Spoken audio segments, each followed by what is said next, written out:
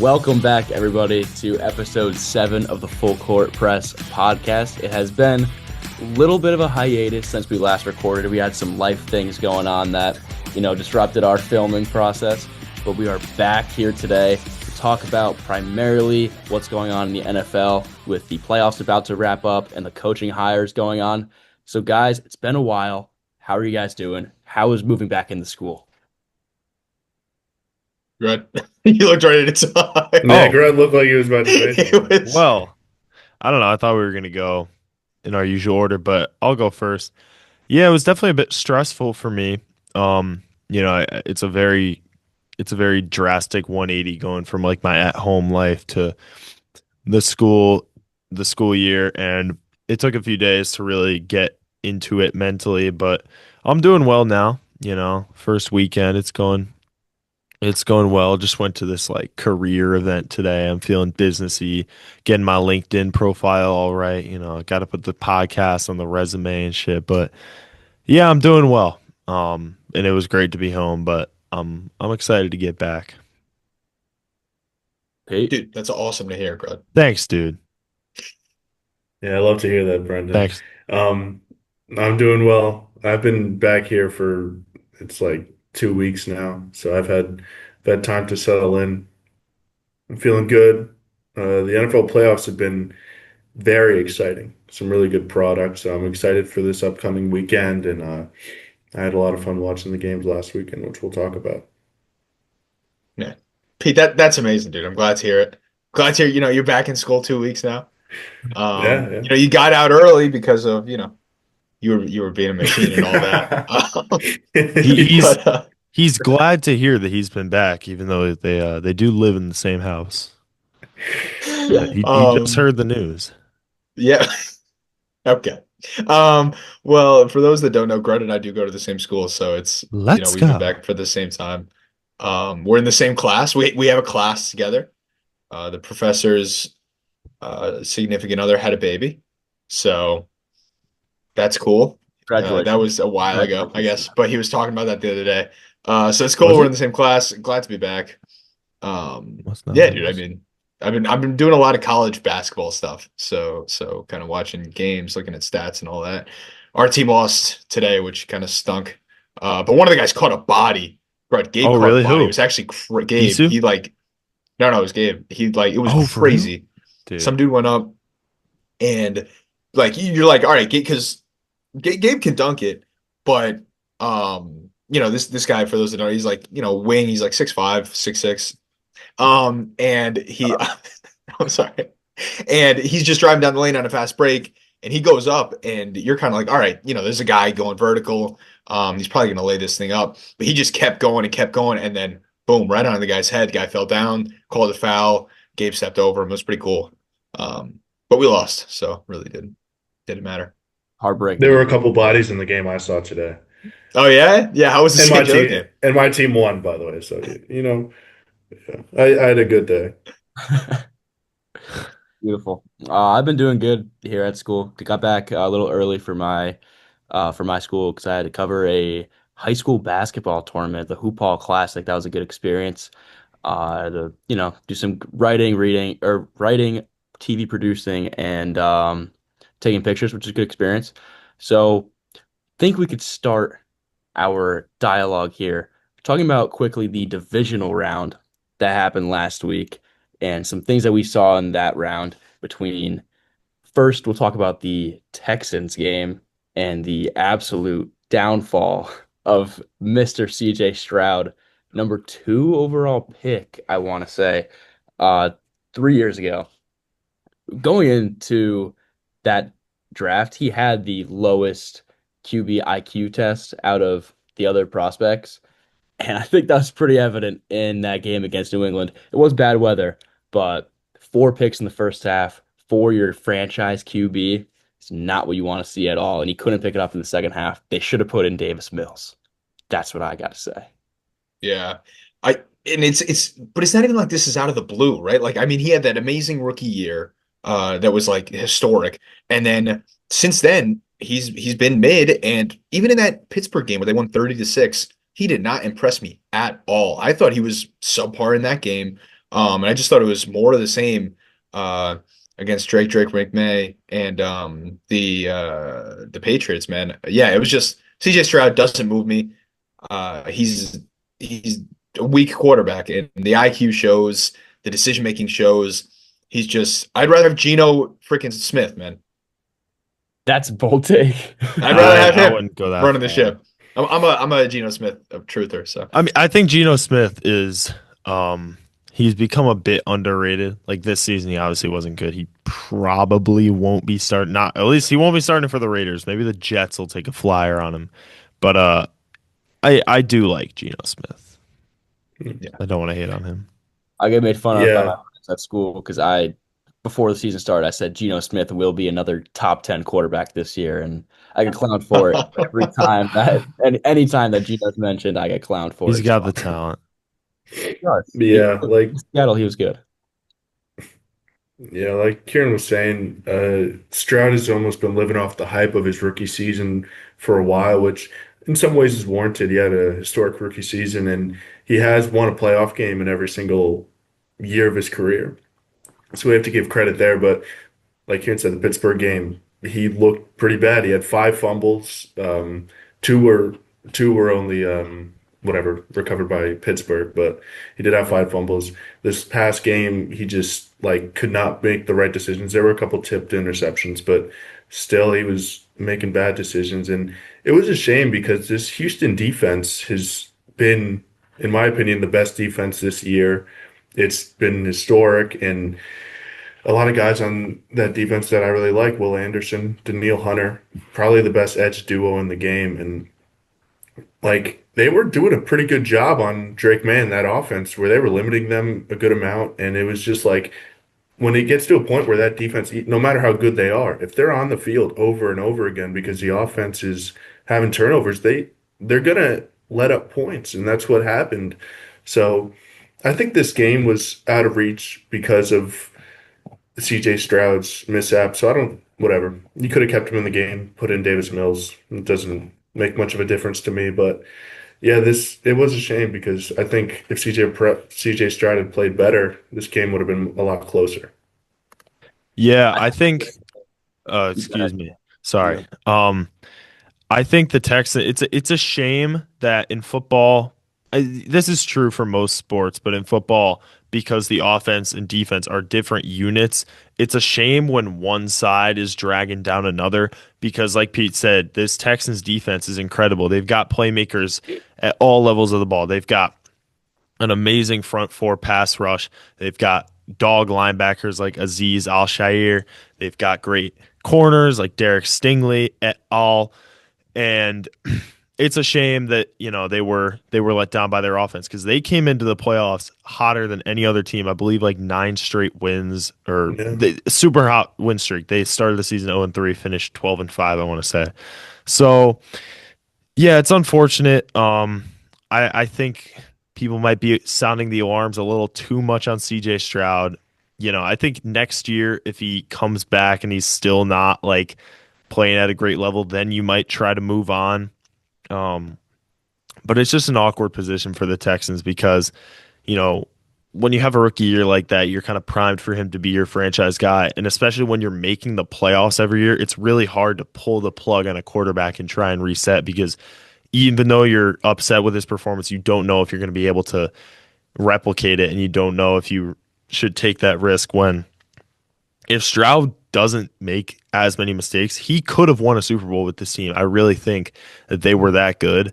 And even so, this game wasn't that far out of reach. It was a one-score game for the majority.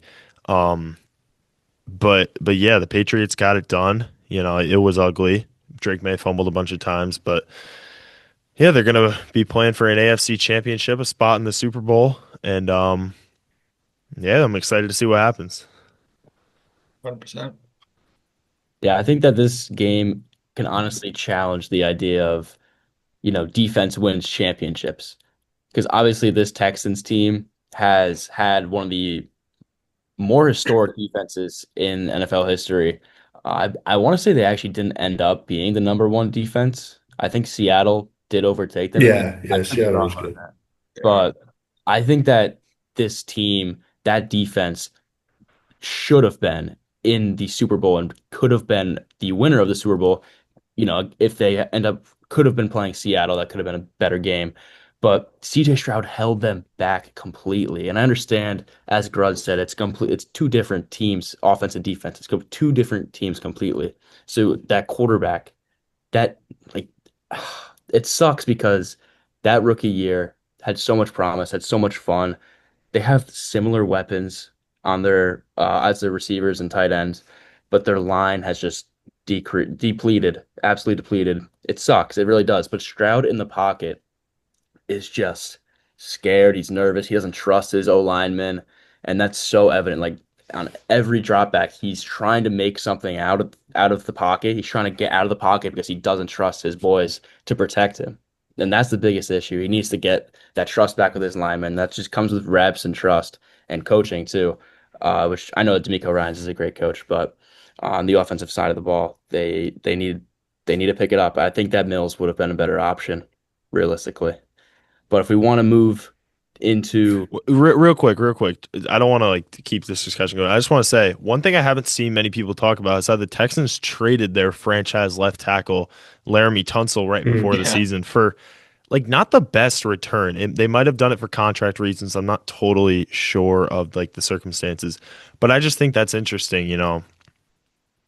CJ Stroud was under pressure a lot. He obviously didn't make great decisions, 4 interceptions, but it's just kind of weird looking back, seeing a contending team like them, not upper echelon of contenders, but certainly a great team, like trading a position like that in the offseason. And, they could have used it clearly.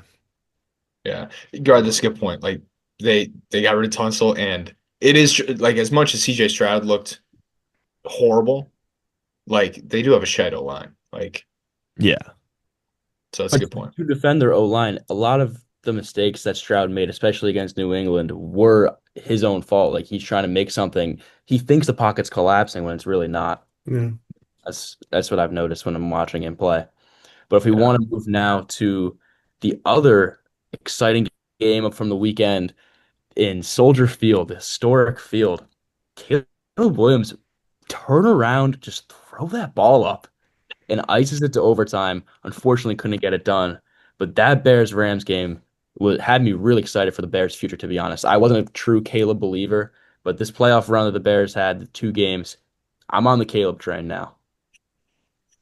Ro, it's fun. It's funny because like the way you talk about CJ Stroud, where he thinks the pocket's collapsing, I feel like Caleb Williams plays the same way. He's always out of the pocket like a tick or two before you want him to be. But boy, does he make those plays. Like he is electric out there. And they do have a really good O-line, courtesy of the new regime there. Ben Johnson, wonderful rookie season as a head coach, along with others in Vrabel, and I can't remember the third guy who had the phenomenal rookie season. But Liam those three Cohen. coaches, yeah, Liam Cohen. Sorry, Pete, your Jags. That's on me. But yeah, I mean, just a great rookie season from Ben Johnson, second season from Caleb Williams. Yeah, it's I agree. It's kind of exciting for the future. And I mean, the Rams, man, don't want to give an early prediction for myself, but there's a chance. Yeah, this game, bro, you sounded saying Caleb Williams. He had not the best game, to be quite honest. He threw 3 picks, and some of them were really bad. Like that last pick that he had, which iced the game for the Rams. Like people are getting mad at DJ Moore saying he's not running or whatever. And at the end of the route, he was kind of jogging, but that throw was still not very good. And I think his this run that the Bears had has been has like fueled talks and stuff. And Caleb Williams has had some generational throws, like some of the best throws I've ever seen in my entire life. Like that one to Cole Kmet. He had a couple against the Packers that were really, really nice. So we know that he has this talent. We know he has arm talent. And unlike CJ Stroud, he's really good at getting out of the pocket and he can run the ball. He can throw on the move. He just has some accuracy issues. So I do see some of the hype with Caleb Williams, but it still is like he's not there yet. So I think the Bears are a couple steps away with Caleb Williams, like Kieran said, Ben Johnson, amazing rookie season. This Bears team is going to be a big powerhouse in the NFC, I think, for years to come. I really do like this team, but yeah, it wasn't the best performance from Caleb Williams. He still has some inaccuracy issues, and those turnovers, those 3 picks were really costly in this game where like that game was right there for them. They almost had it. What Caleb Williams has done his first 2 years and what where he ultimately fell short in the playoffs, it reminds me a lot of what how Victor Wembanyama's first year and a half went in the NBA, where this is obviously like Wemby's more of a physical specimen, Caleb's more of like a skills specimen, but they both have incredible talent. They both can do a ton of different things, and they're both showmen. They're gonna amaze you with what they can do on their respective field of play. But like with Wemby last season, for example, he can hit crazy threes, like step back threes. He's also shooting 45% as a 7'4" big. And we see this year he's focusing more on the inside game. He's playing a more efficient play style, and he's really focusing on what works. And I think what Caleb Williams can do to go from good to great or great to elite, depending on where you think he is right now, is find the balance between these incredible jaw-dropping plays and the safe plays that are going to minimize harm, because 3 picks in a playoff game, it's not a recipe for success. You don't need stats to tell you that. You don't need some analytics. It's not what you need to succeed. And I think we'll see him. I think we'll see him deliver on that. He's obviously such a great player. I think a lot of the hate towards him is lazy, but yeah, he does need to lock in a little and just calm it down. Talk about a culture change, though, for that Bears franchise. Ben Johnson really brought it in this year. The shirt coming off, he's saying fuck Green Bay. Like, I love that the rivalry is coming back in the NFL. And that's a credit to Ben Johnson, what he's got to the guys there. But let's talk about the winners of that game, because we strictly talk about Caleb and the loser. Yeah, we The low-key Bears. only talked about the winners of last game too. Like we didn't even Well, talk because about the we're going to Patriots. give a preview of them Oh yeah, Yeah, kind of going forward. yeah. that is true. That is true. But no, I mean this Rams team is in a way very reminiscent of the 2021 Super Bowl Rams. Obviously, it is very much the same core, but Puka Nacua has been that Cooper Cup replica, and getting him in the fifth round is crazy. It's ridiculous. He didn't even have a great game on Sunday. I think that game was on Sunday, Yeah, it but was. but Pretty sure.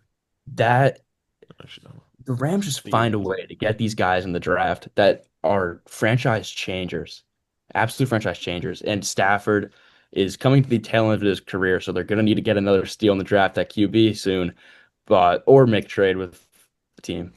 But these Rams are looking to be very competitive against the Seahawks this upcoming Sunday. 100%. Yeah, I Tommy, mean Yeah, can we that's the someone else. you guys get it. Pete. yeah. I also just like Kyron Williams and Blake Corum have been huge for the Rams, where it really frees up Stafford. Where like Kyron Williams has been great this playoffs, just getting the run game going, especially in a game like this. It was freezing cold in Chicago. They needed to establish the run, and they were able to do that. So yeah, this Rams team really is dangerous, and I think they will give a Seahawks team, which is, I think, the best team in the entire NFL, the best team left in this playoffs. They're going to give them a run for their money, like they have the 2 games they did during the regular season. I think 100%. I think like we gotta talk about it more than just a run for their money. Like didn't the Rams? It's gonna. I mean, it's gonna be a game. Oh Obviously, yeah, they won yeah, the I first one understand. I against the understand. Yeah, Seahawks. they won the first one, and the second one, like the Seahawks had to, like that. There was some BS that happened in that game, Yeah, like that weird 2-point conversion. Like I favor the Rams personally. I haven't dove totally into it. I know the Seahawks have like a better resume overall, but when it comes down to it, like give me Matthew Stafford over Sam Darnold, baby. Like no disrespect to Sam Darnold, he's a good player, but Seeing yeah, ghosts. the Rams just have an awesome. I want to shout out Kyron Williams. I really like his game. He's not like gonna wow you with all his athleticism. He's just patient runner, and I really appreciate that. It's kind of like that not not Otani like, but really good center in the NBA, Nikola Jokic, where the athleticism isn't crazy, but he's still a really impactful player. He's still a Yeah, who's decent. more of a unicorn, Kyron Williams or Otani? That's close. I'd say I, Blake Corum. bro, let's get on to this Bills Broncos game. How about? Oh, Yeah, let's Let's go. go. Oh what an my gosh. exciting game it That was. that was game of the weekend. One of my professors is a big Bills fan, and he was telling Oof. me all about how he was feeling like this is just what the Bills do. They always lose in the Yep. big moments. They never make it past. And he was happy about the Sean McDermott fire, to be honest, after the game. But no, Yeah. that game, I you gotta feel for Josh. But what do you have? How many picks do you have? Two? He had two, and then he had two fumbles. Yeah, two Yeah. fumbles too, and like costly plays. Like that Denver defense is elite. It's absolutely It elite. it's Third in the league. legit. But you're Josh Allen, and he doesn't get enough blame, in my opinion, for the Bills uh coming up short. But that Broncos team is resilient, and Bo Nix going down, it's The truth. heartbreaking. It's The Just heartbreaking. so truth. stupid. Truth, we Just so call him. fucking stupid. It's I it's don't call him heartbreaking. that. The second to last play of the game, the adrenaline keeps him in. Doesn't even feel it in that last play, and then he just goes to the locker room. He can't walk. Like, poor guy. Like, Crazy. and now it's on Stidham, and I can give a Stidham take if you guys want now, or I can swing back later and Nah, Let's uh, let's wait for swing when Well, back we for the later. preview the game, game. Yeah. yeah. Yeah. I Uh, I was just sorry, bro. Keep going. no, you're good. You can take it away. I was just speaking of the Bo Nix injury, like I was so pissed about that. And like I understand like they've been running the design run for Bo Nix all year, right? Get the extra yards, but you're in field goal range. Like the net you get stopped for a loss, and then you end up kneeling and centering it on the next play. Like it and you make the kick. Like it was Yeah. and you lost yards. Like it was so stupid. It was so frustrating. Because now it's like we get robbed of like I don't know about your Jared Stidham take, but Bo Nix is the truth. All right. Well, let's say it, guys. He's great. No, but Bo Nix is good. And he's better than backup Jared Stidham. All right. And he's played with this really, team. Jared Stidham hasn't attempted a pass all year. He hasn't attempted a pass for this team. Two seasons. He has one rush this season. That's I it. I think Jared Stidham coming in like this, it's one of those. If I was a Broncos fan, I'd be pissed. But as a sports fan, I just think it's kind of cool when we see someone in a position that like they shouldn't be. Like when a set, it's the end of the shot clock, and like a back to the basket center has to shoot a three. It's like we're treated to something we don't usually see, and a guy who's made four career NFL starts playing for a Super Bowl, like that's awesome. He's It probably gonna suck, but that's awesome. It's like awesome, but at the same time, it's like, all right, they're gonna get killed. Like like the defense will keep them in I the Are game. they? But Yeah, I like to keep him.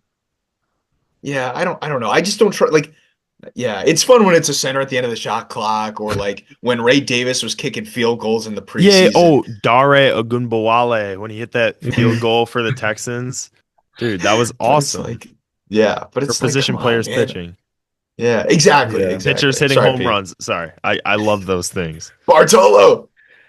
Yeah. Yeah, to get back to the game though, like, and I'm tired of it's really only the Bills fans, but complaining about that Josh Allen pick at the end in overtime. That was a pick. Mm. Like, I don't want to hear Yes. it It because was. it was. Joe Burrow, Connor's guy, Yeah, even said it. He said, "Stop complaining. yeah, It's a pick." yeah. Where I saw this one reasoning where if Brandon Cooks had hit the ground and then the ball popped out, the Bills fans would have been like, "Oh yeah, it's not a fumble. That's an incomplete pass."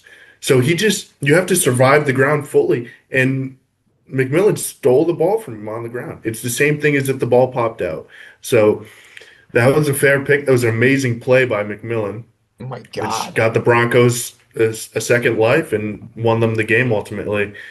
And yeah, like Connor was saying, Josh Allen, like he's it gets to a point where like it's stopping over and over again. He's not being able to win, and He didn't play Mahomes this year. He didn't play Burrow, and he still couldn't get it done. I don't want to say this, but I was hate watching because pe people always give my guy Lamar shit. And now Josh Allen, he can't win either, so it's made it Josh tomorrow. Allen is, he's Superman.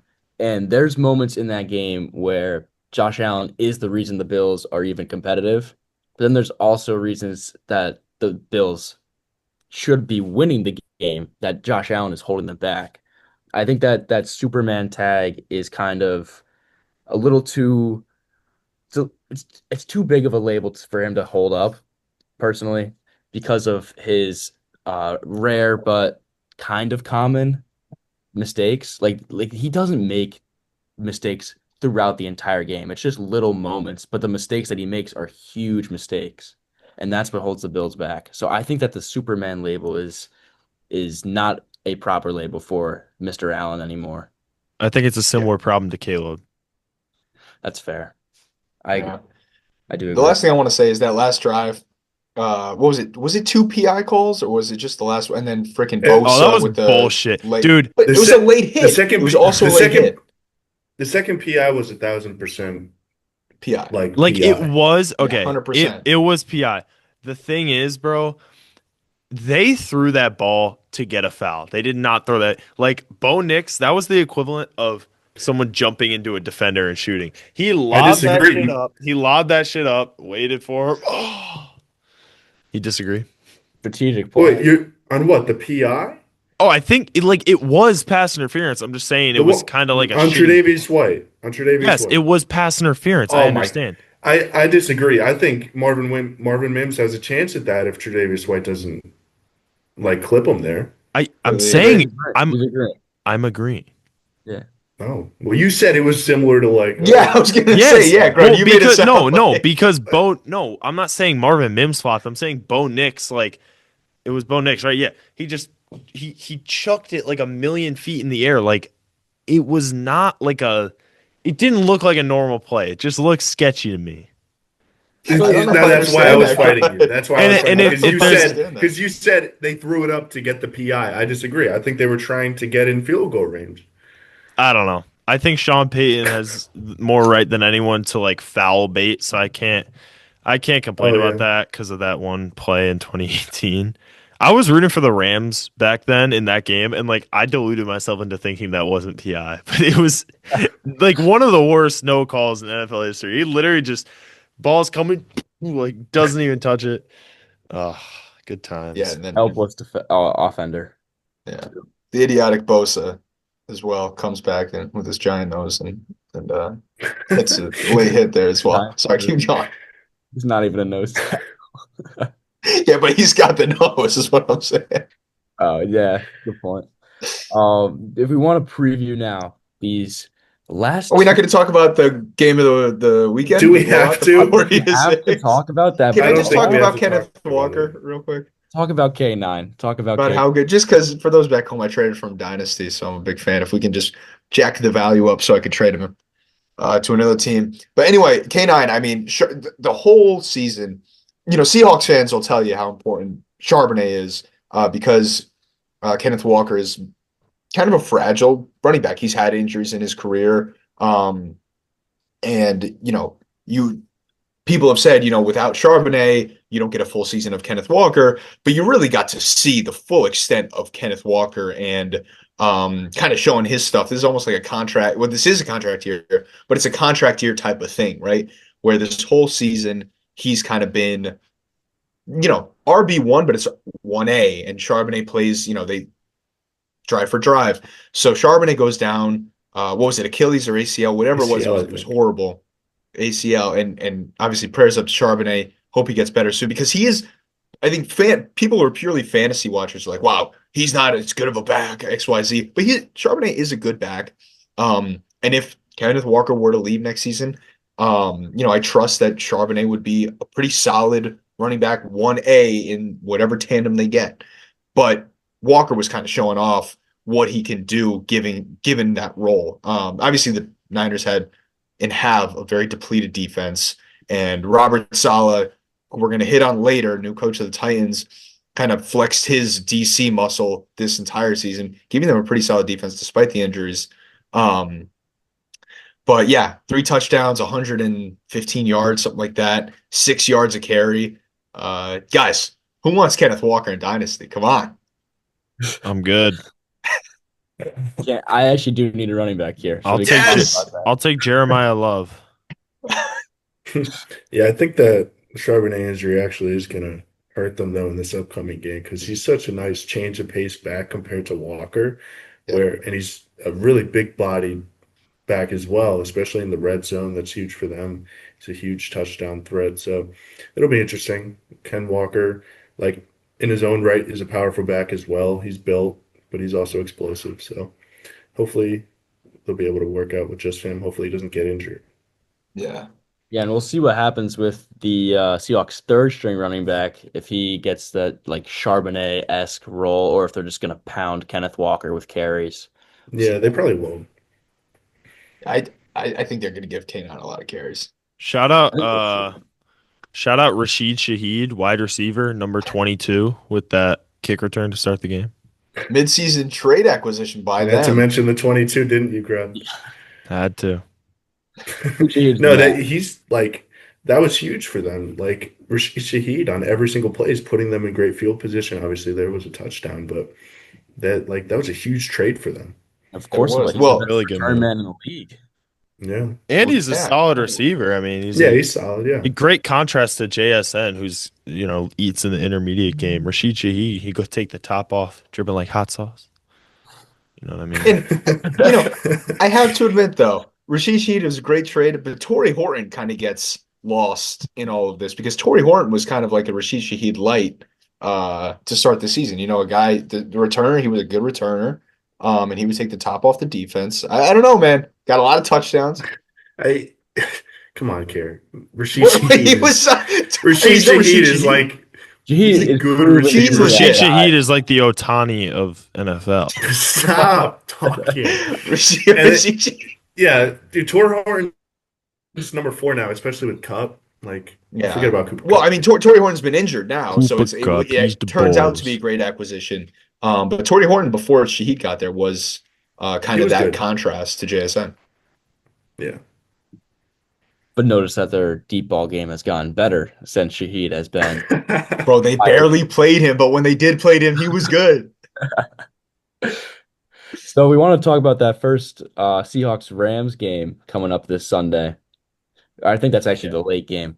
But what do you guys think the Rams are going to need to do in order to get past the Seahawks defense in order to try to win this game? Sean McVay's going to need that black magic, man. I mean, he is freaking one of the best offensive minds we've ever seen. He's got MVP candidate Matthew Stafford there. They've got arguably the best receiver in the league. Hello, JSN on the other side. Devontae Adams, #1 touchdown scorer.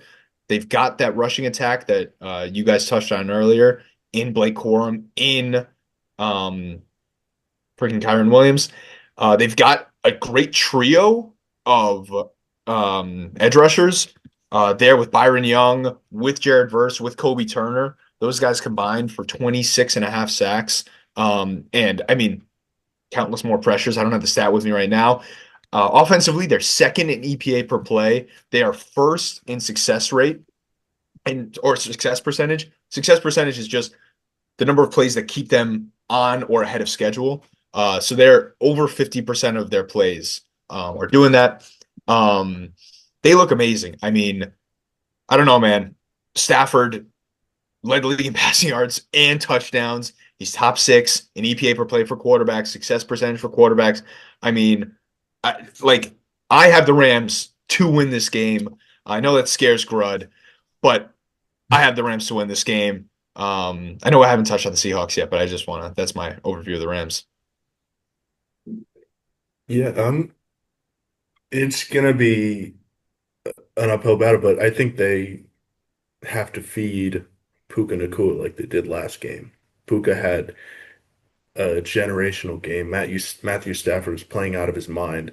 And so they just need to be clicking on all cylinders. That's what needs to happen. I mean, this Seahawks defense is just every facet of their defense is amazing. They have Byron Murphy on the line, DeMarcus Lawrence, and I don't know. They have other guys too. Who I'm not good with the Seahawks names, but yeah, that they need a good Kyron Williams game too. Just change of pace, but I think I don't know. This one's up in the air for me. I don't know yet. When we go through each of us, I'll find it, but I don't know yet who I'm gonna have winning. This is definitely a toss up for me as well.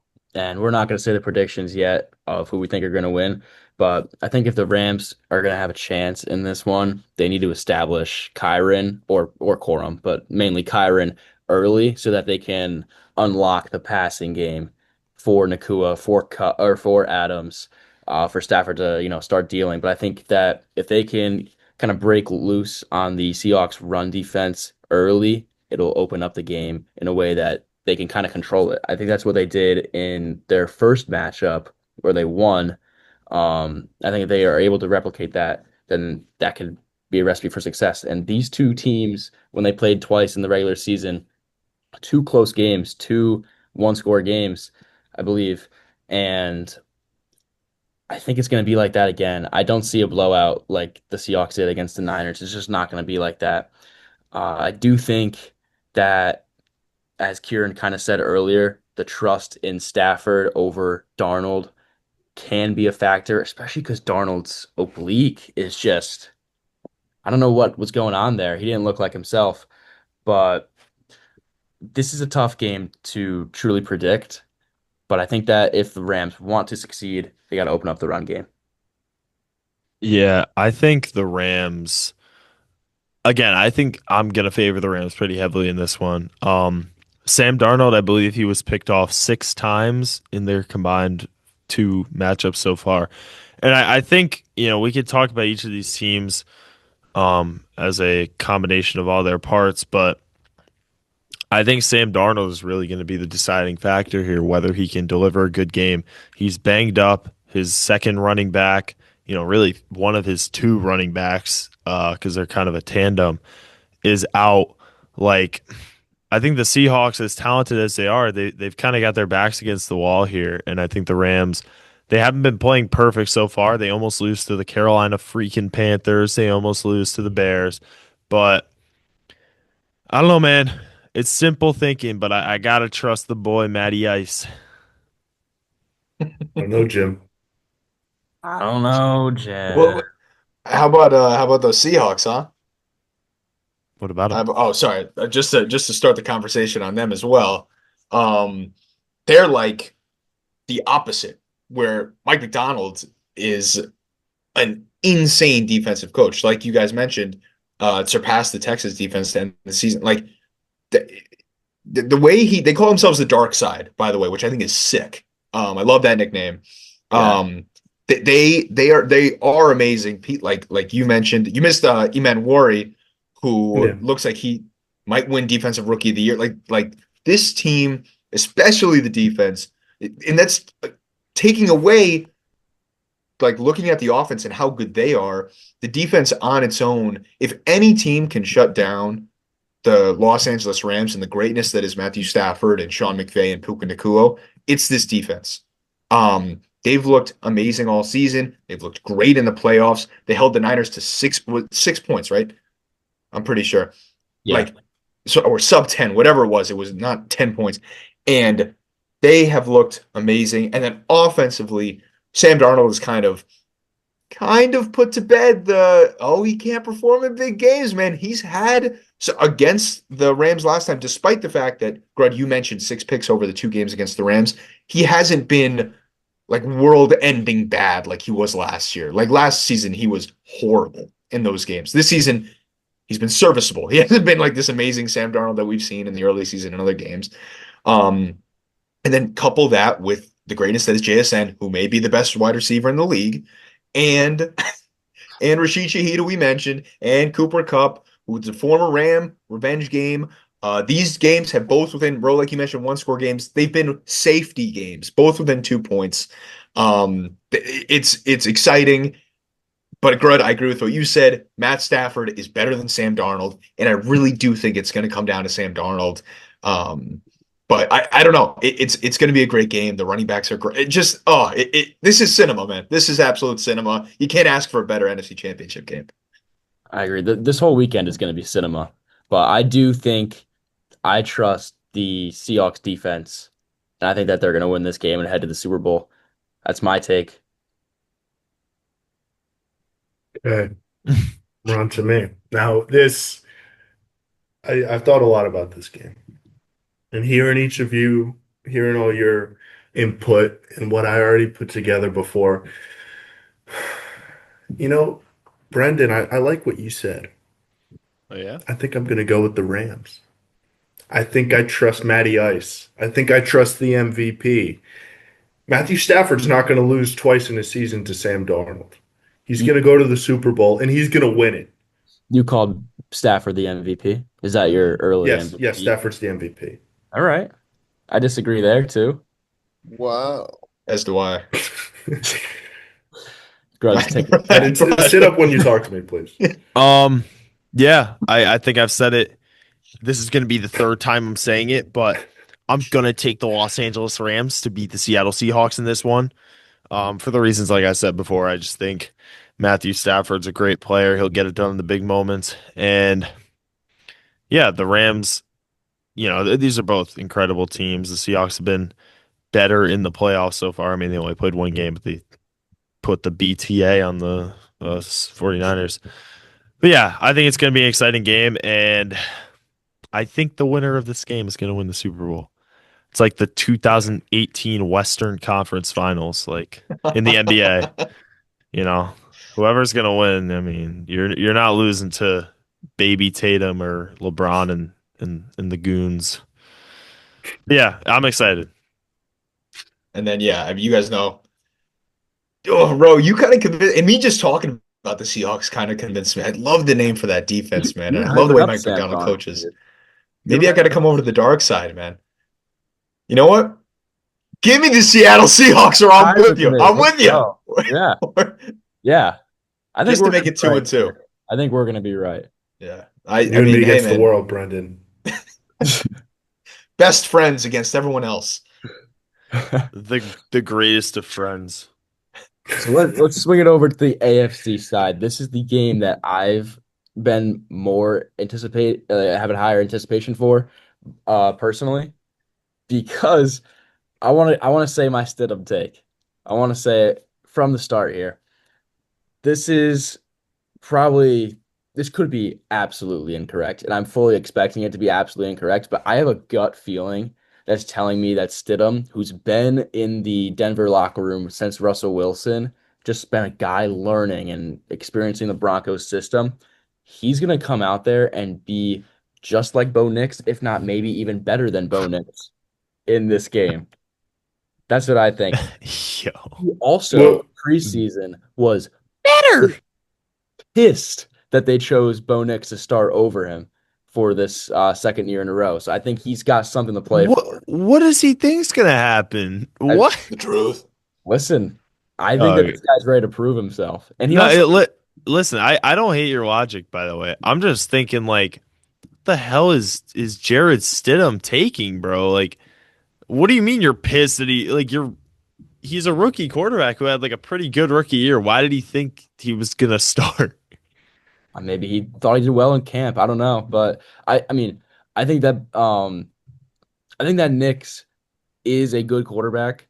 I don't think he's elite. I don't think he's going to be anything truly special, like this truth that He's not the truth. He's not. But Stidham is elite. No, I'm not saying that either. I think he's a very elite quarterback. Bro, I like your logic, man. And I'm excited to watch Stidham. I think Stidham is also a good quarterback, like Nix. Nix might have a little bit better than him, but I think they're similar in their tier echelon. Like, how can you say that? Jared Stidham has played like 4 games. I realize that. Yeah. I know. Yeah, I can't agree with you, bro. Not even 7. I'm not a Bo Nix guy, and that's where this stems. Less than 7. Yeah, but you can not be a Bo Nix guy and also agree that maybe a guy who's only started 4 NFL games is not as good as him. But And like you think a coach like Sean Payton, who's been around football for decades, can looks at Jarrett Stidham and Bo Nix and is like, I think they're the same level. Jarrett Stidham might be better, but I'm gonna play Bo Nix. No, Like I, I, he's gonna play I, the better guy. yeah, obviously, and I agree with that. But I think that this could be a similar situation to Nick Foles on the Eagles coming in and winning it. but Nick Foles Nick was a Foles, starter. yeah, Nick Foles was a Nick former, Foles was good he was a before. former Pro Bowler, but he was ass Yeah. for a while between that Pro Bowl and Eagles. But Jarrett Stidham has only been asked. Like this isn't your typical backup who was a starter for a couple of years, didn't work out. Like Jared Stidham has never been the guy. I And, know. and that's No, why I it's love this awesome. take And that's though. why I'm excited to watch him play. N- But I think I'm hoping Ro's right. yeah, I I think that would be Yeah. awesome. And I think the Patriots fans, I'd like to see them get pissed off. They've Oh, been so would I. very annoying this year, and Kieran and I go to school with a bunch of them. But yeah, I think that's a bit of a like sensationalized take. I don't know what to call it. You've been You're radicalized, Bro. you're Radical. doing it It's for the the radical clicks. take. It's a radical take. I'm aware of that. I own that.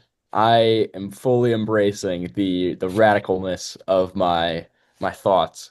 But like I said when I was saying it, it's either going to be 100% correct and I'm a prophet, or I'm a dumbass. And Or I'm it's gonna ready. be Josh Johnson coming in for the Commanders. Yeah, yeah, But exactly. I don't like that. I want you to stand on it. I say, I'm say standing on good. my belief that I think he will be good. No. There's no think. I know he's going to come out and have a great game. Better than what Bo Nix would have done. That's what you have to say that That's That's what not you to. what I said. said. That's not what I That said. is what it said. I said he would play at a similar level, similar echelon. Okay. Well, I think if he plays to a similar echelon, they might win this game, man. Because that Yeah, Broncos defense is like we talk about the Seahawks defense, we talk about the Texas defense. The Broncos defense is right up there. I mean, those guys are freaking legit, man. Nick Benito's Bonito. great. PS2. I would argue I'm that the trying to Broncos have the most complete defense. 100%. I would argue. I wouldn't disagree with that. Yeah. I disagree with It's close.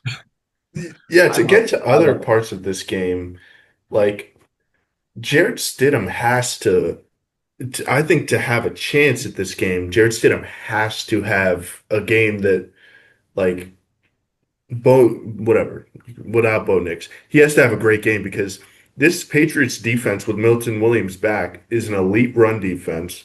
And on top of that, RJ Harvey has not been the best or most efficient running back.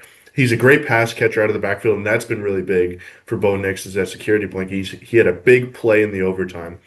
But as a rusher, he's not amazing. They've had other backs to come in, change of pace, more explosive backs, and they've been all right. But there was a chance that J.K. Dobbins was going to come back for this game. He was ruled out, so that's another gut punch. So Jarrett Stidham has to have a great game because that run defense is elite. This Patriots defense as a whole is pretty good.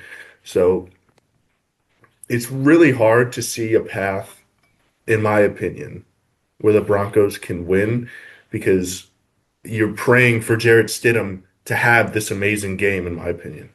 Like, I don't know. Yeah. About how scrappy the Broncos have been all year against bad teams with Bo Nix playing quarterback. They've been in these one score games with shit teams. So it doesn't like Exactly. with Bo Nix being their starter. The truth. So Jared Stidham's gonna be worse. Like it's gonna be I But think Bo you're gonna Nix get is better than killed. Jarrett Stidham. but it like it's a change of pace. It's a different player. I don't know. There's so much A guy who hasn't thrown a pass in 2 seasons. Like that, It's a Yeah, that different, doesn't like, give what do you mean me change hope. of pace? Like it's not It's like not yeah, like it's not like a he's running a change back. of pace yeah. from like the winningest well, team in the league this year. how are you playing against a guy that hasn't played in 2 years? I Do, don't know. He's not that Exactly. He good, hasn't played in so 2 years. He's not a good do you quarterback. treat him like Bo Nix, or you treat him like the guy that you assume he might be? well, you Like can. I think you're implying that like they're gonna take him lightly. Like I don't think It's not Jared like Stidham's got a fucking bunny up his sleeve. Like He is what he is, bro. He's Yeah, not gonna be like, exactly. It's in his Yeah, you're hat. not game planning for Jared Stidham. You're game planning for the Broncos offense. Like yeah. whatever, both. Yeah, it's not like game planning for Josh Allen or something where like, oh, he might do this. This is a part of his game. We have to And watch out for this. Like it's just Jared Stidham. it's also not like it's also not like Jarrett Stidham running the Broncos offense is gonna be drastically different. He's gonna bring something unique. Like I've been saying. Jarrett Stidham running the big baller system.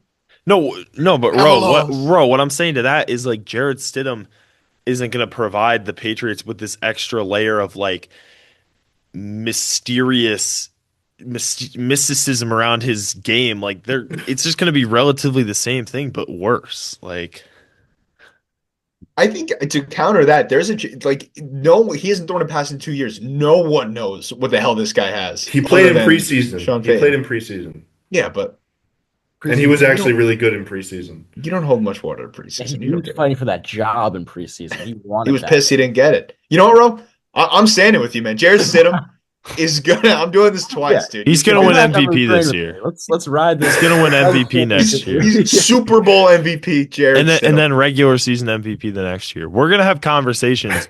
What do the Broncos do with Bo Nix? We're gonna be talking about this And guy what forever. people aren't talking about is Harold Landry's out, and that bodes really well for Jared Stidham, who's known to have a beef with Harold Landry and doesn't do well in games that he plays in, but does really well in games he doesn't play in. I didn't realize Harold was out. Yeah. A big factor that we know of. He's played I four don't games. like that. I don't like the made up stat from Kieran, but I do like the fact that Harold Landry is not playing in this game. Yeah, that's like a huge like if Bo Nix was playing in this game, like legitimate, if because they're going to lose, but if Bo Nix was playing in this game, that the loss of Harold Landry would be huge. Like this would be a really big thing. And Someone this fact isn't check a me because the fact that none of you guys are corroborating makes me a little bit worried that I was wrong about this, but I'm pretty sure no. Harold I was Landry's out. mad at the fact that you talked about Harold Landry having this big beef with Jared Stidham. Harold Landry out. Okay, yeah, Harold Maybe Landry is out. okay, that's all I needed to know. But Yeah. I mean, No, but they do that. This Broncos O line is already an elite pass blocking unit. Like, whatever. Bo Nix didn't take a sack last game. Like, the pass rush doesn't really affect me that much. Their run defense is what I'm worried about, and with Milton Williams playing, their rush defense is elite. Yeah. And I think the fact that you mentioned RJ Harvey, like when you have a backup quarterback come in, what are the big kind of goals for your team with a backup quarterback? All right, we're going to establish the run early Yeah. and we're going to establish, like have these guys in the flats. We're not going to have it too complicated of a game plan. We're going to have a safety valve, all that stuff. And you lose that with RJ Harvey because, like you mentioned, Peter, he's not a very good rusher. And had they had J.K. Dobbins, again, that's a whole different story. J.K. Dobbins has shown when he plays, he's an elite running back. He's very good at rushing the ball. Um, and like RJ Harvey just doesn't provide that. So, yeah, they're going to get killed. It might be, I don't know, 40-6. It might be what that Seahawks game was. The I don't defense know is if too it'll good be. for that to Yeah, happen. the defense. Yeah. Yeah, I think the defense is good. This Pats team all season has been doubted if they're, made for these moments, made for the Super Bowl run.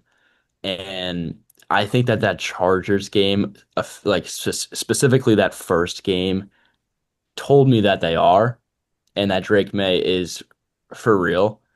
But I think that the difference between the Texans, you know, pass rush being so elite, the Broncos have an elite pass rush as well, but their secondary is the best. In my opinion, their secondary is the best in the league. I PS2 and Riley Moss are incredible. They're absolutely incredible. And Riley Moss is excited. He's excited that they're throwing to his side more. I saw that earlier today. I look, you see him get cooked a good amount. I love him. I love him. That's the great guy. I, He's a But rare breed. yeah, he's a rare breed in this league. I think like I think that the Broncos can stay competitive because of how good their defense is, and then just relying on the simple game to get Stidham involved. And then once I'm telling you, I'm so confident about this. Once Stidham is able to, see the game for how it is, like really just go with the flow of the game, start off with simple stuff.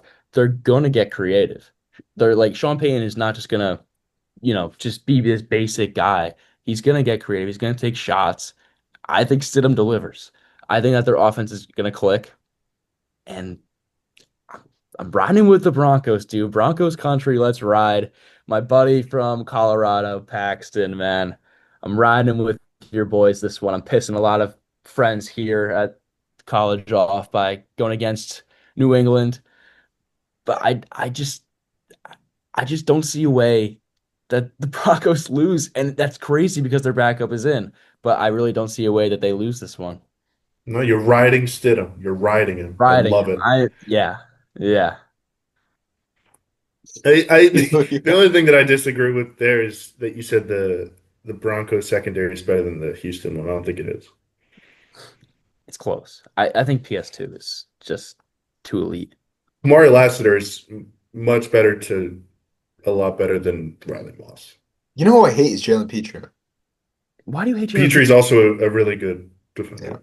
Yeah, he's a good defender. And Yeah. But that's just nitpicking. The Texans are out and the Broncos are in. But yeah, exactly. yeah, I think the defense will play a big part in this game. Like if Nick Bonito, Jonathan Cooper, Zach Allen, if they can get consistent pressure on Drake May, this is a whole different game because Drake May has the most fumbles in the league this year.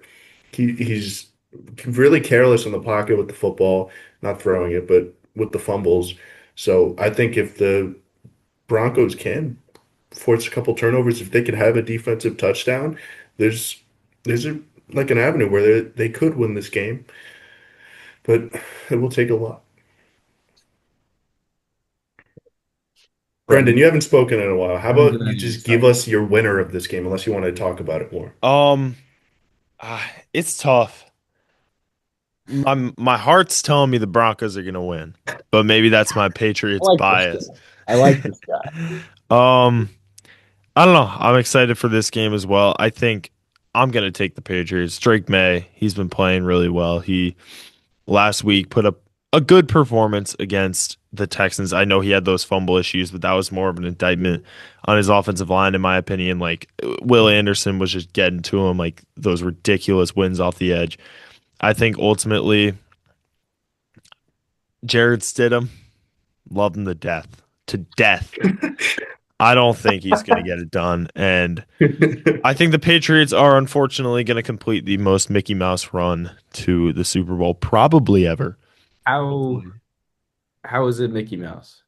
Oh, it's extremely Mickey Mouse. Because Jared Stidham is the starter. Because they're going to end up beating Jared Stidham. How is beating Well, no. Their regular season schedule was easy. They beat the Chargers, who had no O-line. They beat the Texans, who C.J. Stroud was inept. And then they're playing the Broncos with no Bo Nix. Ro, what were you about to say? One of the easiest. I was saying how is beating the Texans Mickey Mouse, because that was the hottest team in the league. Yeah. That wasn't really Mickey Mouse because C.J. Stroud. I understand that, but like CJ Stroud had won 10 straight games. CJ Stroud won 10 straight games, so you can't say like Davis Mills won. But he's I forgot. Mid, bro. The Texans I understand defense won 10 straight games. Yeah, but like the Texans didn't have any big, like they were the same team they had been, and the Patriots did beat them. So that was the one that I'll agree with you. Yeah. All right. So, bro, you've done it again. All right. These two guys go the opposite. You kind of talk me into it, but then I'm looking at what I wrote. Then I'm looking at what I wrote for this prior thing, right? And I just have to look at the facts, right? We're going through. The Patriots have the number one offense according to EPA per play in the NFL. Number one, better than any other offense. And I understand that this is during the regular season. I understand this is cupcake. Call it Mickey Mouse. Call it cupcake. They still are led by an MVP candidate who he himself is first in EPA per play, second in success percentage, first in completion percentage, and fourth in overall passing yards.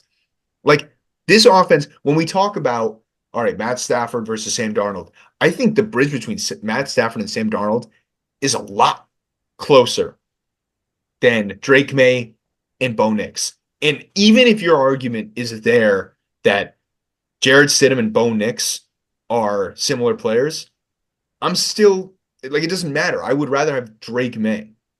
So for that reason, Hot I got to go take with on these this two. guy. Wow, Whoa, whoa. he'd rather have No, Drake May I over think I must Jared have heard you Stidham. wrong. What? What did you say? You said Stafford and Darnold are closer than Bo Nix and Drake May? Yeah, I think so. Dude, I Darnold has been I a agree with that. great quarterback sans like a Yeah, handful of I low key games. agree. I I low I key agree with agree. that too. I Like think like Darnold and Bo Nix are near the same. And no, and then I don't Matt think Bo Stafford Nix and is as Drake May great are as near the Sam same, Darnold. right? Exactly. So I don't think it's closer. I think if anything, No, it's I No, but think I I think think Sam Darnold is not a lot better than Bo Nix, but Sam Sam Darnold's Darnold's better better than than Bo Bo Nix. Nix. He is. I don't know. Like Pete, he proved everyone like he played for the Vikings last season, brought them to this great record, then fucking combusted down the stretch and was horrible in those last like 2 or 3 games. And then this, and everyone's like, oh, maybe he's not so great. And he comes back with the Seahawks. And granted, it's great coaches in both places, right? Kevin O'Connell and Mike McDonald. But still, like he's proven that he can be an amazing quarterback. He can lead to wins. And sure, again, you could argue the defenses and whatever, but I think he's better than Bo Nix as a player. Bo Nix just he hasn't had the stats. He hasn't. I don't know. I guess Darnold hasn't won crazy either. He had that one win this season in the playoffs. No, But yeah, no, I would lean Bo Nix in my opinion.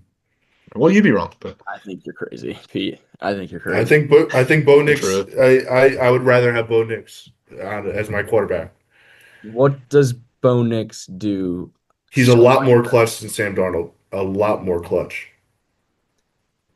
That's, But can you like, say that this year? yeah, Yes, I you was could gonna say like 100% say that. Pete, they beat the Rams in an overtime game. In the fourth, oh, okay, yeah, and was that what Darnold's maybe one of the only times in the past 2 years where he has shown up in a big moment? Like Bo Nix, time and time again in the fourth quarter, has come back and had these signature wins, and that's what he's done this season. That's what the Broncos have done. They had a what was it a better record or maybe whatever the same record Yeah, as the no, that Seahawks this yeah, year? yeah. They They had the had same one more record. win. Oh, same record, sorry. Yeah. But I like Bo Nix on like his legs are better. He's a much better athleticism than Sam Darnold. I think he's better on the run, passing the ball than Sam Darnold. Um, yeah, I would rather Bo Nix. I Long will, story short, I'm taking the quarterback. Give me the fucking Patriots. you're taking the Patriots? Oh yeah, bro. Like you kind of I thought you convinced were gonna me ride with because it me, was like, bro. oh, the defense and all that, and that was cute. But Wow. I mean, like, yeah, you look at, and I mean, that's not to mention the Patriots have, a pair of pretty great cornerbacks as well in Gonzo and Marcus Jones. Marcus Jones, all pro. And I don't see like sure Marvin Mims is cute and Troy Franklin's cool and like Cortland Sutton is the guy. Yeah, well, we have two great cornerbacks that can stick to Sutton, and the running game sucks, and you have a backup quarterback. So it's like I don't know. You can't convince me. The defense can only bring them so far. I feel it's the same thing with how the Texans game went, where um, Jared Stidham is basically CJ Stroud is what Jared Stidham is basically. That's what I say. You, do you think Stem's Interesting. gonna play? I just want to. You think Stem's gonna play as bad as Stroud did? Yeah. Well, maybe not as bad, but a similar level. All right. I simply disagree. I want to bring up something real quick about the this year's Broncos and then the 2003 Super Bowl runner up Carolina Panthers. I saw a video about this, but this Panthers team in 2003 is oddly similar to the Broncos in the fact that most games they won were one score games, terrible offensive games, and just defensive masterpieces. And this team made it to Super Bowl and lost. So I'm going with this and saying that I think that if the Broncos are going to be that team to make it back to the Super Bowl with this elite defense, they're going to end up coming short again against the, in Mm, my opinion, Seahawks. I like Okay, that. I like the I tips. would agree. I'm taking the Patriots. I yeah, All right, I've let's gone through my reasons. If Bo Nix Let's. was playing, I would have taken the Broncos, but I'm taking the Patriots. Yeah, I think I might have to have agreed with that. Give me Do the you Patriots. know the name Jake Delhomme? 'Cause I have no idea who that is. that was the Panthers quarterback that year, and he was at So Jared Stidham is Jake DeLong. no Bo Nix is Jake Delhomme. So who's Jared Oh, Stidham? Tom Brady? Jared Stidham is Nick Foles The in 20. 2003 Panthers, that must have been one of their first years in existence. I'm pretty sure they were like late 90s, I think they were, yeah, like they were definitely like really a new. special team. Some great stuff. If we want to now transition to talking about the coaching hires that have happened in the past week, I think all the major ones happened this past week, maybe a little bit more than a week. Yeah. If we want to talk about first an AFC North former coach, John Harbaugh, Let's out go. in New York. Grud, this is your team. Let's hear what you got to say about Mr. Harbaugh coming to the Big Blue. It's still kind of surreal to me. I was, I definitely think Brian Dable getting let go was like the right decision. Like, if you have 4 years as the coach and the last three have been shit, you got to go. I don't really like that they fired him mid-season because he was kind of Dart's guy. He was helping Dart out, but I get it. But now that I saw like the head coaching pool we got this free agency class, like 2 coaches ago, and this was like 5 years ago because the Giants go through new coaches like they're fucking cigarette addicts. Um, we were hiring special teams coaches, special teams coordinators to be our head coaches. And I think it's been a while since the Giants just got a good old, you know, a winner in the door. And John Harbaugh, as flawed as he may be, the Ravens fans might want him gone, but I'm just super pumped to have a Super Bowl winning coach back in the Big Blue in North Jersey. And yeah, I couldn't be more excited to see what he does with this team. I think hiring a guy like him at the rate they hired him for is going to command much different expectations. I think we're going to see a lot more radical decisions being made going forward. And I'm super excited for that to unfold. I think it's going to come down to what Jackson Dart actually is. I loved what he did this season, but I can't say I'm not skeptical about some things. And hopefully John Harbaugh can work with him and make this a competitive team as soon as next year, because the Giants went 3-14 this year, but or 4-13. Yeah, Yeah. 4-13, 2 bullshit games at the end. But the pieces are there. Like, we have pieces pretty much every group. You got an elite young receiver in Neighbors. You got a promising young quarterback in Dart. You got two solid young running backs. I'm not going to call either of them elite. Offensive line, you got a couple studs, but mostly, that's where we need some work. And on the defensive side, we got stacked defensive line. Could use some help in the linebacker, the secondary areas, but this roster has a lot more young talent than it did. And I think with some roster restructures, with a good draft, maybe we could really see this team be competitive next year with a weaker schedule. So, yeah, I'm just very hyped about this hire overall. I couldn't agree more. I think that Harbaugh brings that, championship spirit to this Giants team, and he's a coach that you guys haven't you haven't had this type of coach in years Since Tom Coughlin. since Tom Coughlin. That's what I was going to say. Yeah, like that guy who has been a proven coach in the league, solidified guy. I think that he's going to honestly be better than Dayball when it came to helping Fucking out better Dart. be. When Oh, it, yeah, I, yeah. that's what I meant. Like, when Sorry. it comes to helping out Dart and being there, I'd say as his career continues and grows. Um, I am a little worried that you guys, sorry, I shouldn't say that I'm worried. I think that Wandale Robinson is still going to walk in free agency, unfortunately, which It's fine. I love Wandale. I saw him play and I love him, but I love him too. He had great improvement this year, but I think at the rate that he's probably gonna want, I don't it know. I'd it be happy if we brought him back. Don't get me wrong, but we're kind of tight on cap space, so I Yeah, don't and think Neighbors Wandale is Robinson bad. leaving You is got to gonna. pay him later. Yeah, Neighbors is elite. I think unless he fell off after the injury, I think he's gonna prove himself as a no-brainer top five, maybe even top three receiver in the league. That's how good I think he is. But yeah, we need some receivers in the draft too. Shut the fuck up, Are you Pete. sure? I Talks about my think I think team. Jalen Hyatt. No, I think Fuck you. Jalen Hyatt as your wide receiver too is going to be enough.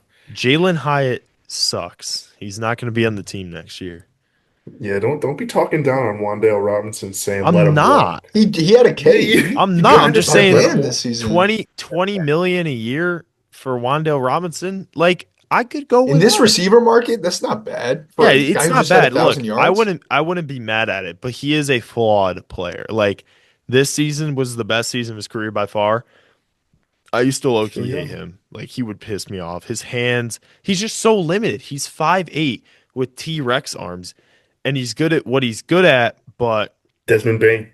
Yeah, I was just about to yeah, say he's Desmond Bain out there. he's built like Desmond Bain, but it's 5'8" instead of six He doesn't four. have the bowling balls in his arms though. Desmond Bain, maybe the most What jacked he NBA does. player I've seen in recent history. To quickly go through another coaching hire is Stefanski in Atlanta. And you guys can talk about this first if you want, but I do have something I want to say about Stefanski. Go right Yeah, ahead. just All right, I'll rip it. oh I'll rip it first. I think that Stefanski was not the biggest issue in Cleveland, personally. I think that Cleveland failed because of their quarterback situation. They couldn't get it right. I think Stefanski, two-time coach of the year, by the way, in Cleveland. So I think that says enough to tell you that he wasn't the real issue in Cleveland. They just couldn't find their guy. So I think with this Falcons roster, while I am not fully set on Michael Penix, I think that with how the Falcons season ended, finishing, did they finish 9-8 or 8-9? 8-9, 8-9, yeah. just like every almost other made the team, offs. or just like the two other teams in that division. Oh, yeah, yeah. I forgot the Panthers were sub 500 too. Um, but I think with how they ended their season on a hot streak, winning a lot of games, that's just going to be momentum to carry into this next season. They have too much talent for Stefanski to not absolutely utilize everything that they got. I think that the Falcons should be the front runner in the NFC South when it comes to betting to win, and I think that they will be potentially an elite team. Yeah, Connor, I agree with you. And I don't know if you guys saw as well, they brought in the real Matty Ice, Oh yeah, former QB Matt Ryan, yeah. to be like president of football, whatever it was. So they brought him in as Operations. well. Yeah. So I thought that was pretty cool. And yeah, I completely agree. I think Stefanski is, when you talk about great offensive minds in the league, he's one of the names that comes up. And it's kind of a shame when you see a team like the Browns scapegoat the coach, where it's not like, sure, he has his hand in drafting players and all that, but and giving Deshaun Watson that atrocious contract that killed this team after losing Baker Mayfield. Like, and these Hindsight. are all choices that were made. Um, but I do think like you're not going to find many better coaches out there than Kevin Stefanski. I think there's probably a handful out there, maybe 10 out there that you can surefire say, wow, this coach I would rather have, or I would like on the same level as Kevin Stefanski. I think it's hard to find that. So I think the Browns lose a big one, and they suck, and they're an organization I don't like because of the getting rid of Baker and because of getting Deshaun Watson and giving them all that guaranteed money to a scumbag. Like, they deserve to lose Kevin Stefanski. They deserve to suck, and I'm glad that the Falcons now have him. And my guy Bijan gets him. Drake London gets him. Kyle Pitts, if he comes back, gets him. So yeah, I'm excited for this team, man. Forgot Pitt's a free agent. Yeah, he had a great last few weeks of the season. I think he'd earned a contract. All Not, Yeah, pro. not anything crazy, but to come back on a solid deal. definitely. And the next coach that we can talk about is the Ravens new hire, former Ravens coordinator, Jesse Minter. You mean Chargers? Their head, Or yeah, Yeah. he was was he a starter. former Ravens coordinator? I don't know. I think he was. Let me fact that. Jesse Minter, related to, but not limited to, AJ Minter from the MLB and Jesse Winker from the MLB, for those that are confused if they've heard the name over in that league. Um, yeah, I don't have much to say about this hire. When you lose a guy like Harbaugh, it's always tough. Like, yeah, he wasn't able to make it over the hump, right? But I think he's in the same kind of vein of Stefanski. You heard Grud like 5 minutes ago, very excited about that hiring, right? With Harbaugh. So, you lose a coach like that, it's hard to justify addition by subtraction or X, like whatever, right? Well, they Like didn't it's lose him; they fired him. that's what I'm saying. When you lose a guy in a Yeah, firing is the same thing as a yeah, no, loss, I guess. that Yeah. just Um, yeah, of course they fired him. But yeah, when you lose a guy like that in a firing situation, um, it's tough to replace that locker room presence and all that. So it'd be interesting to see what Minter does. Lamar Jackson with a new coach. Yeah, I like this hiring. I think, especially for the Ravens unit, the defensive unit that struggled so much this year, I think this is a good hiring. Jesse Minter, the Chargers defense was one of the elite units in the NFL this year. So I think if he can bring this Ravens defense, which has a lot of talent, if they can grab some more guys in the draft, some guys to bolster up that defensive line, but they have a lot of talent on that defense, they can do something like that. Jesse Minter, defensive-minded head coach. I think obviously the pieces on offense are there. They're last year or this year they showed a couple whatever. They were limited sometimes. Lamar was dealing with injury. So I like this hiring. I think moving on from John Harbaugh, you could justify it just from like the years of not being able to get over the hump. You could justify it, change the scenery, new head coach. It'll help the defense. I like it. Me personally, as a other AFC North fan, Bengals fan, this hire is terrifying to me. I think that he's going to fit this new identity of the Baltimore Ravens really well. However, I did see Lamar Jackson as in like trade rumors and leaving the Ravens, which I don't think is actually going to happen. But let's say if that does happen, I'll be happy. But I think that Minter, as a defensive minded head coach, is kind of not what you would expect for this Ravens organization to go when they have this, elite offensive quarterback, Lamar Jackson. They want to, experiment on the offense, see what they can do. But I think that as Pete said, with this elite Ravens defense, having a guy like Minter come in and can just totally flip the switch of this, which was a bad unit this year, can become this great unit in the future to help Jackson succeed in closer games. He can rely on his defense and not have to do it all offensively.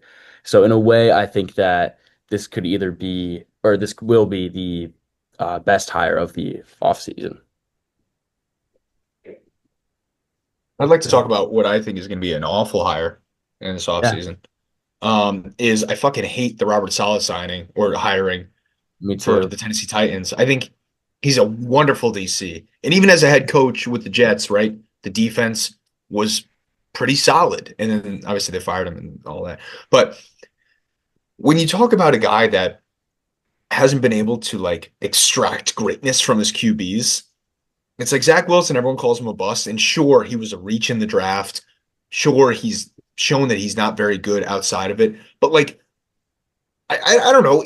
When you have a young quarterback, former first overall pick, hey, how about we choose a new head coach that's going to maximize that guy's potential, who we invested all of this capital in? Like to me, it makes no sense. That I understand the Tennessee Titans have a pretty solid defense. It'd be great to get a defensive minded head coach in there, but it like baffles me, man. I just don't understand it. When you have a young quarterback, go and hire a fucking good offensive head coach. Because then if he's shit, then at least your quarterback gets that growth and gestation period that now when you hire a new coach, someone maybe if a Harbaugh gets either Harbaugh, actually, now that they're both fired, but like if anything like that happens again, a great coach gets available, then hire them to help bring your team to the next level. But hire someone that's going to help your quarterback grow, man. I just hate that. I agree. I think that Salah taking a head coaching job, obviously really good for him, but as a Yeah. guy that, would want to win a Super Bowl as a coach, stay the DC of the Niners. Like Yeah. he's been the best defensive coordinator in the league for years now. And like his experiment in New York was a failure, but not a failure because their defense was still elite. And then he had a resurgence going back to the Niners, making that defense back to what it was, that Super Bowl caliber defense, even with the injuries and everything going on in San Francisco. And now he's just leaving to go to a shit team to try to like I don't understand it. I don't understand from his perspective why he wouldn't just want to stay at this elite position as the Niners DC. Well, Yeah, I, I think the way he left New York, like, uh, if I remember correctly, like, it was kind of a scapegoat situation, like Rodgers kind of forced him out. I think from his perspective, like, he probably thinks he has unfinished business as a head coach, and I don't think the Jets were that bad when he was the coach. Like, I think they fired him at like 2-3. Or competitive kind of. Was it last year he was fired? yeah. Yeah. Yeah, The one so before this, yeah. I can see why, because he wasn't fired after some horrible season. I can see why he still, has some pride and wants to really prove himself as a head coach. But at the same time, it seems a bit premature. Like you just come back to your old job and you immediately are part of like a 13-4 season, right? Or was it 12-5? Really 12 good and 5. season for the Niners. But yeah, I don't know. I think the whole offensive versus defensive minded head coach thing might be a little overblown. That's what coordinators are for. I'm not sure who the Titans offensive coordinator is, to be honest, but They're I still do agree searching. that like you do want a guy to really maximize Cam Ward's potential because when you watch him play, he is that type of like gamer playmaker that you could compare to Caleb Williams or Josh Allen. Not as good. Not the potential's not as high, but he still does make those jaw-dropping plays that like you could argue could be maximized under the right system. But I don't know. I think Saleh deserves another fair shot as a head coach. I hope it does work out for him because I do think that he Yeah. is a good coach and he's a good guy to have in your locker room as well. But yeah, I just don't understand why he would leave the DC of the Niners. But wish him success. Yeah, likewise. And I do too, because I want to see Cam Ward be great. So I hope I'm wrong Mhm. to say, hey, this guy isn't known as a quarterback whisperer, and then he shows that he is with Cam Ward. But I don't know, if it just doesn't make sense to me. Hire a guy that's gonna maximize your quarterback, man. Yeah. E, what do you got on Salah? No, I agree with everything you guys said. Yeah, I wish they had gotten an offensive coach or just maybe a better coach to deal with Cam Ward because I think that's like they're building around their quarterback right now. I think they have to focus on that, getting him like in a better situation because last year it was really hard for him to develop with such a shit O line, not a great offensive system. So yeah, I do think Sal will be a fine head coach. I think that defense will improve a lot, but yeah, we if we can move on, Mike McCarthy was hired today I was gonna by the say that one. Steelers. I do not know about that one. I don't know if I'm a fan of that. This is one for me where it's kind of like my Stidham take, where either it's going to be really successful or really terrible. I'm leaning towards this is going to be another Steelers season. They're going to go win 9, 10 Yeah. games and, fail to get a high draft pick. They might make the playoffs. They won't be competitive. The A-Rod McCarthy reconnection is interesting, but Rodgers is 43. He might not even come back.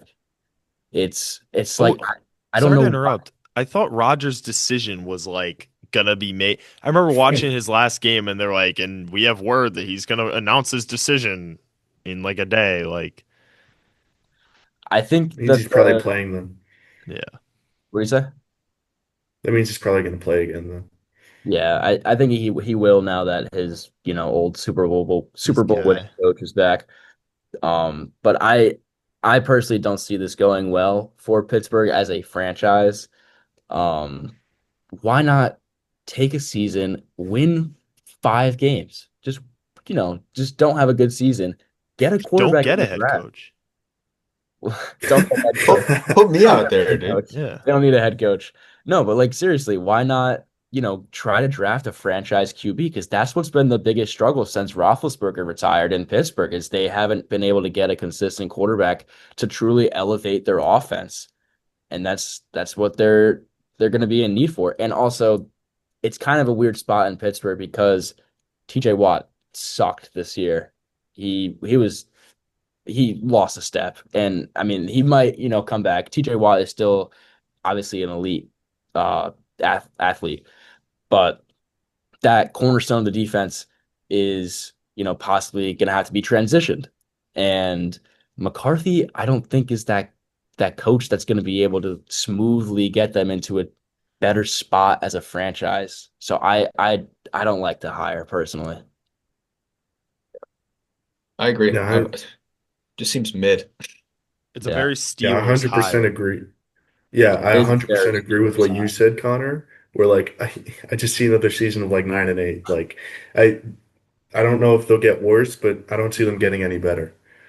You And know? I almost disagree, like with your like comparing it to Stidham, because like for Stidham, you see some sort of greatness, right? Like I don't see this I don't see this clear path to greatness with McCarthy. Like I think like best case scenario is what you guys are saying. Like they go 9-8, they go 10-7, they lose in the first round of the playoffs. Like in the worst case scenario, they suck. And that could actually be best case scenarios. They Right, suck. right. Yeah, But and yeah, I don't like see them in being great.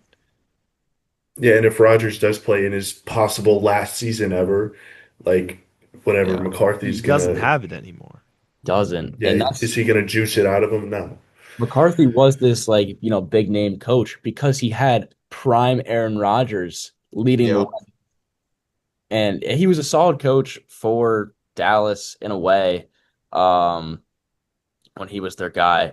Prescott was an elite quarterback for him. So like in a way, the reconnection of A-Rod and McCarthy could be fun, but I think it's all just going to lead them back to mediocrity. Yeah. Agreed. I think the last coaching move so far has been Jeff Hafley for Yeah. Miami, which truthfully, this is a guy that I didn't really know much about. I knew he was the DC of Green Bay, and Green Bay has been a pretty solid defense throughout his time there. But like, what does this do for Miami? What Mm. is the vision with this guy?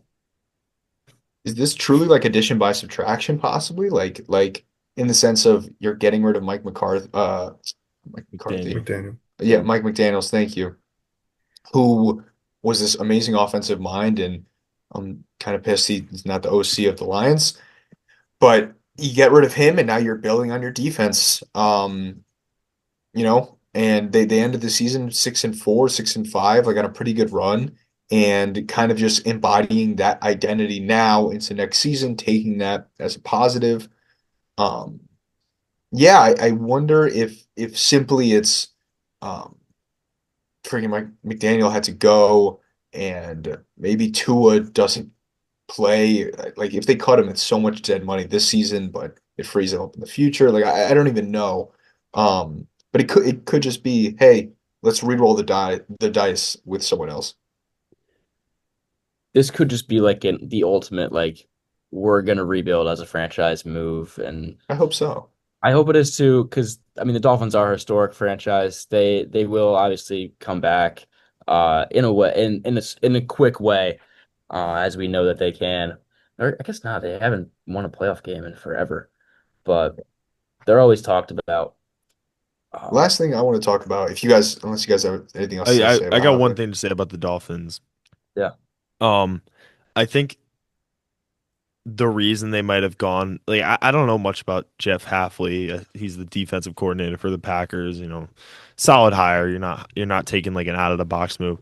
I think they didn't go all in for like one of the big names because they're kind of in an impossible situation with Tua's contract. Like when you've got that much money tied up in a player who's ultimately not that good. Like you can't really hire this guy who's going to have like super high expectations to succeed. So I think they're just waiting for Tua's contract to be up or waiting for his dead cap to be off the books if they do cut him. But yeah, the Dolphins are in kind of a sticky situation, I'll say. Yeah. Last thing I want to talk about, not a head coaching hire, but the Lions found their new OC, Drew Petzing. The Johnny Morton experience was statistically sound, actually. Like it was a pretty statistically solid season between him and then when Dan Campbell took over for play calling. But I mean, Johnny Morton had to go. Kelvin Shepard proved that he could take over for Aaron Glenn pretty seamlessly. Loved him as a DC. Obviously, loved Aaron Glenn a little bit more, but it's just because Kelvin Shepard's just getting started. But Ben Johnson has shown how fucking important he was to this team, to the Bears. Um, kind of now it's all right. This is a glaring hole. This is not just an easy fix in house. So they go and get Drew Petzing, OC for the Cardinals the past 3 seasons. I was just looking at his Wikipedia right before this. He was a volunteer assistant at Harvard first year out of college. Then he was a grad assistant for a couple of years. And then, slowly made his way up the ranks, interned at the Browns, I think, and then a couple other steps along the way. But under the Cardinals this past year, they were, James Conner was injured and Kyler Murray got injured and Trey Benson got injured. So they didn't have that much of a rushing game at all because they were playing Michael Carter and Bam Knight and all these guys. Bam, former favorite of mine, former Jet, former Lion. And just like, this season wasn't a great litmus test because they threw the ball the most in the league. What's his name? Had the most Brissett had the most completions in a game for what do you go 47 for 57 that one game. Like they were throwing the crap out of the ball and not to Marvin Harrison, which I'm pissed about. But I just wonder, 2 years ago you look and they had this prolific rushing offense based on all of kind of the base stats. So and a pretty solid pass offense. So I wonder how it's going to translate to the Lions, but I'm optimistic about this hiring. I would have liked, a Mike McDaniel addition, but I don't know. Maybe he was saving himself for a head coaching job, or maybe the Lions weren't impressed with him because they went through 10 guys in the interview process. But yeah, we'll see. Drew Petzing, new guy for the Lions. So yeah. Yeah. The last thing we could talk about is another coordinator position being filled, and that's Mike McDaniel going to the Chargers. And Pete, I know you have something to say about this. You can say first your thoughts. Yeah. Yeah, Kieran, thank you for the breakdown of Drew Petzing. I didn't know anything about him before this, so thank you. But yeah, I really like this hiring by the Chargers. I think it was time for Greg Roman to go with them. I think they needed to move on from him.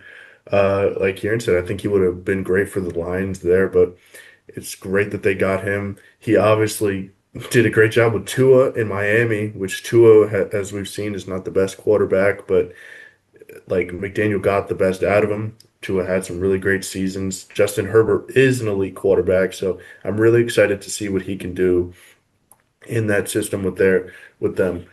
I think him and Jim Harbaugh are going to be a good duo. I think this Chargers team will revamp their offense.